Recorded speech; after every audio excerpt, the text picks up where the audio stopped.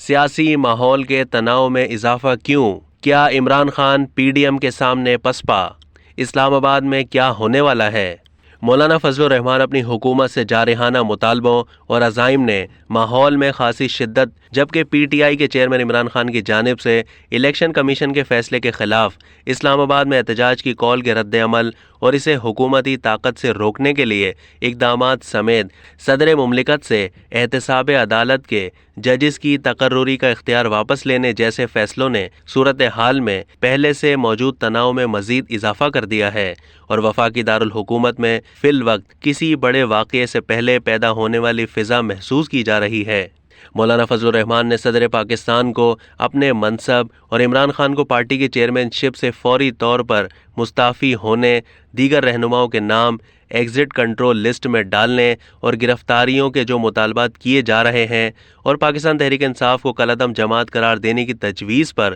غور کرنے کی باتیں بادی النظر میں تو حکومت اور اس کی اتحادی جماعتوں کی جانب سے انتہائی جارحانہ طرز عمل ہے۔ حکومت کی جانب سے عمران خان کے خلاف ریفرنس دائر کرنے کو بھی غیر سیاسی عمل قرار دیا جا رہا ہے۔ اس حقیقت کا اعتراف کرنا ہوگا کہ عمران خان کے حکومتی دورانیے میں ان کے خلاف سڑکوں پر سب سے بڑی اور مسلسل جدوجہد کرنے والے مولانا فضل الرحمان ہی تھے۔ یہ بات الگ ہے کہ موجودہ حالات میں جہاں حکومت کا سب کچھ داؤ پر لگا ہوا ہے، مولانا فضل الرحمان اپنی جماعت کے حوالے سے اس ضمن میں بے نیاز ہیں، تاہم پی ڈی ایم کے اجلاس میں انہوں نے عمران خان اور ان کے ساتھیوں کے خلاف جن اقدامات کا مطالبہ کیا ہے، بالخصوص الیکشن کمیشن کے فیصلے کے بعد وہ اپنے ان مطالبات پر فوری عمل درآمد کا جواز بھی پیش کرتے ہیں اور اس میں تاخیر کو وہ حکومت کی کمزوری سے بھی تعبیر کرتے ہیں اور اس حوالے سے وزیر اعظم سے قدرے شاکی بھی ہیں۔ لیکن دوسری طرف شہباز شریف ہر چند مولانا فضل الرحمان کے استدلال سے قائل